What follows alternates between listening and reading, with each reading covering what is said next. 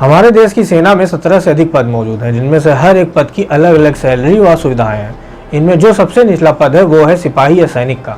यही सैनिक असल में बॉर्डर पर देश के दुश्मनों से लड़ता है, और जब भी कोई आतंकवादी हमला होता है या फिर कोई आतंकी घुसपैठ होती है तो यही सैनिक अपने जान की परवाह किए बगैर इन आतंकवादियों से लड़ता है, गोली खाता है।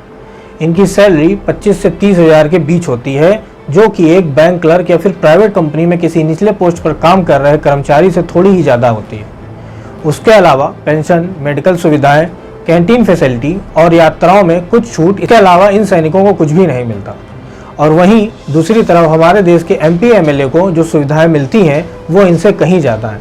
अगर हम सांसदों की बात करें तो इन्हें सैलरी के अलावा इतना भत्ता मिलता है जिसकी हम कल्पना भी नहीं कर सकते हैं। इन्हें कॉन्स्टिट्यूएंसी अलाउंस और ऑफिस अलाउंस मिलाकर हर महीने करीब 1.5 से 2 लाख रुपए की सैलरी मिलती है।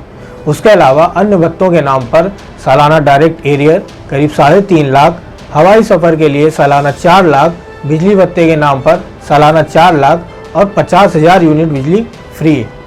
उसके अलावा जिंदगी भर की पेंशन और जीवन बीमा अलग से। तो एक तरफ जहां हमारे सांसदों को इतनी सारी सुविधाएं दी जाती हैं, वहीं हमारे सैनिकों को अगर घर के लिए कुर्सी भी खरीदना हो तो उसे भी वो अपनी सैलरी से खरीदता है। जो सैनिक अपनी जान हथेली पे लिए घूम रहा है, सरकार उसे फैसिलिटी के नाम पर ना के बराबर सुविधाएं दे रही है।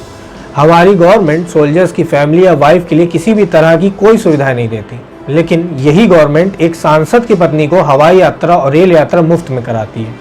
हमारे सैनिक जहां सभी तरह के टैक्स भरते हैं, वहीं हमारे सांसदों को मिलने वाली सभी सुविधाएं टैक्स फ्री हैं। यहां तक कि इनकी सैलरी पर भी कोई टैक्स नहीं है।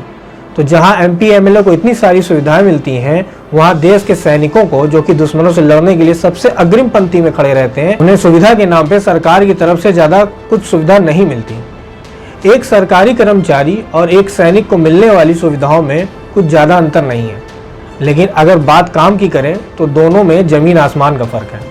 जहां एक सरकारी कर्मचारी अपनी फाइल्स को निपटाता है तो वहीं सैनिक दुश्मनों को निपटाता है, और ड्यूटी पर तैनात सैनिकों के ऊपर 24 घंटे जान का खतरा मंडराता रहता है।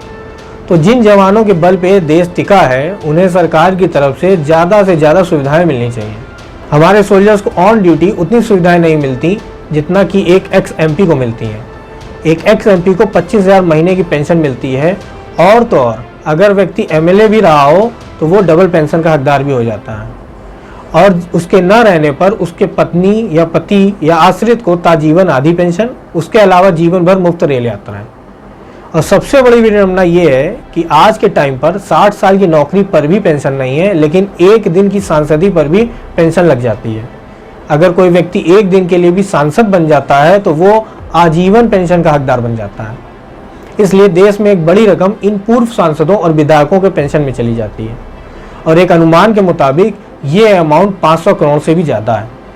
इतने पैसों से देश में कई सारे स्कूल, हॉस्पिटल खोले जा सकते हैं, या फिर पब्लिक को कई सारी सुविधाएं दी जा सकती हैं।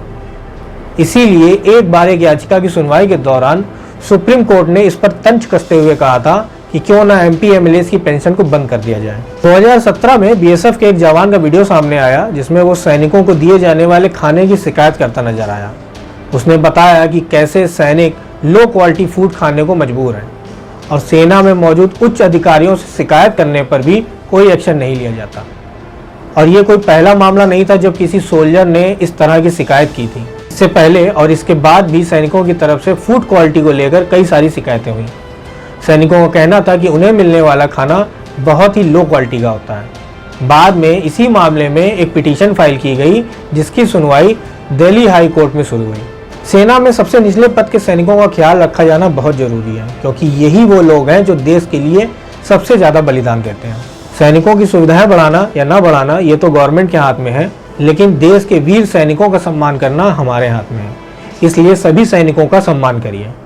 वीडियो देखने के लिए धन्यवाद।